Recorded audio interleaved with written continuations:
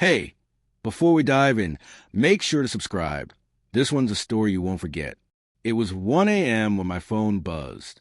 Her name flashed across the screen. Don't wait up tonight. I stared at it, the words hovering like smoke in the dim light of the living room. The house was quiet, the kids asleep, the only sound a faint hum of the refrigerator. I had learned over the years that her late-night texts always carried a weight. Sometimes it was exhaustion from work, sometimes just her way of keeping me at arm's length. But tonight something felt different. I replied with a simple, "Okay, sleep well." But then, on impulse, I sent one photo. One photo that I'd taken earlier that evening. Our two kids asleep in their room, the soft golden glow of the nightlight highlighting their peaceful faces.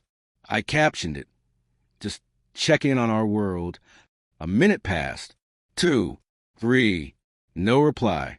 I leaned back against the couch, the faint taste of coffee still clinging to my tongue. I tried to recall every little detail from our day. Her laughter at breakfast, the way she absent-mindedly twirled her hair while reading emails, the smile she'd given me before rushing out. Something was off. I could feel it. The air felt heavier. Shadows stretched across the walls, and I realized I hadn't heard her keys in the door yet. Normally, she was meticulous about locking up, but tonight, nothing. My mind spun through possibilities. Overwork, late-night errands, maybe even a friend needing help. But deep down, a chill crawled up my spine. I tried calling. Straight to voicemail. Text ignored. The clock ticked closer to 2 a.m., the silence pressing in like a fog. My heart thudded in my chest, not just from worry, but from a creeping, gnawing sense that something had shifted between us. Something I hadn't noticed, something that had been there, quietly building. And then, just as I picked up my phone again, her message popped up, not a reply to mine, but a new one. "You shouldn't have sent that." I froze. My finger hovered over the screen. My world felt like it was tilting, just a little.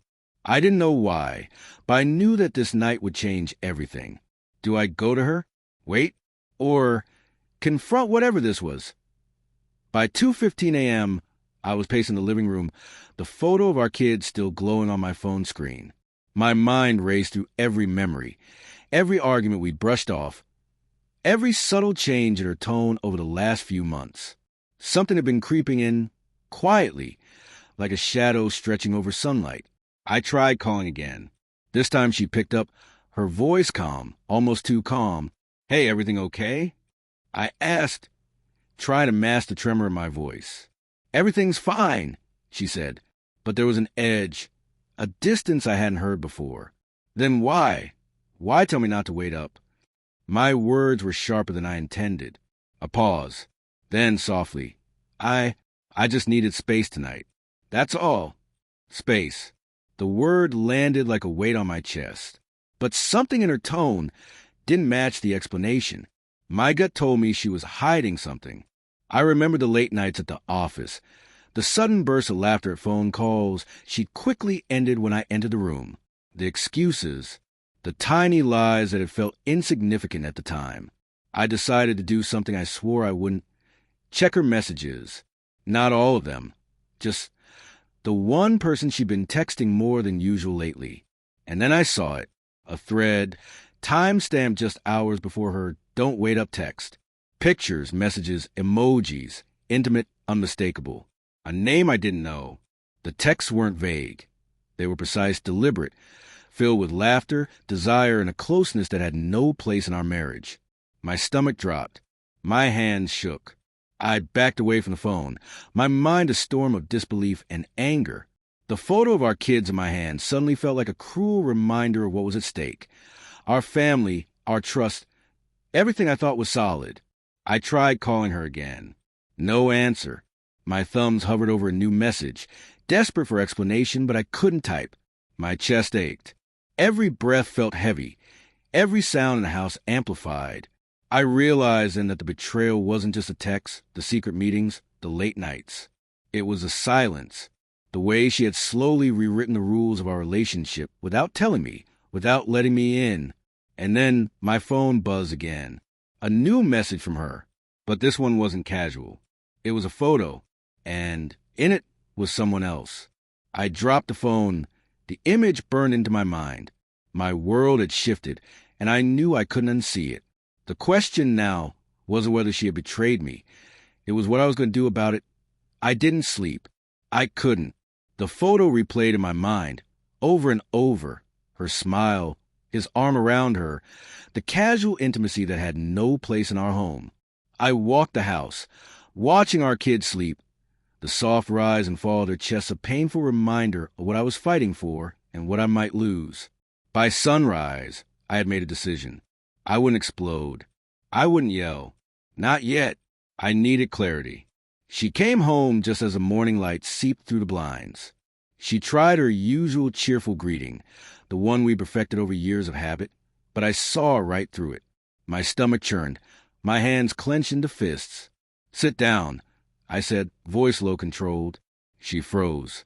"Sit," I repeated. We sat across from each other at the kitchen table. Her eyes avoided mine, flicking nervously to the floor. I slid my phone across the table. The screen lit up with the messages, the photos. She gasped. No. I cut her off. "You don't get to explain yet. I need to understand why. Why him? Why lie? Why all the little moments that made this slow poison?" Tears welled in her eyes. She tried to speak, but the words faltered. I didn't want excuses. I wanted truth. I felt alone, she whispered. "You were always busy. The kids, work. I didn't mean to hurt you. It just happened." Her confession wasn't relief. It was betrayal in motion. I felt my chest tighten, the weight of years of trust crumbling. I thought of every promise, every laugh, every plan we had made. I thought of the nights we stayed awake talking, dreaming, believing. I took a deep breath. "We're at a crossroads," I said, "and right now I don't know if there's a way back."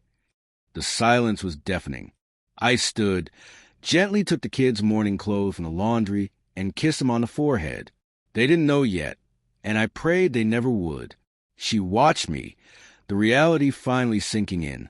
I left the house that morning with no anger, just heartbreak. The betrayal didn't feel like fire. It felt like ice, slow and relentless. Some wounds can't be unseen. Some truths can't be untold. And some love, even when real, even when deep, can break under the weight of deception. Life goes on, but trust, once shattered, leaves a scar that never fully heals. If this story moved you, if it touched something real inside you, comment below and let me know your thoughts. And don't forget to subscribe for more stories that hit deep the way life sometimes does.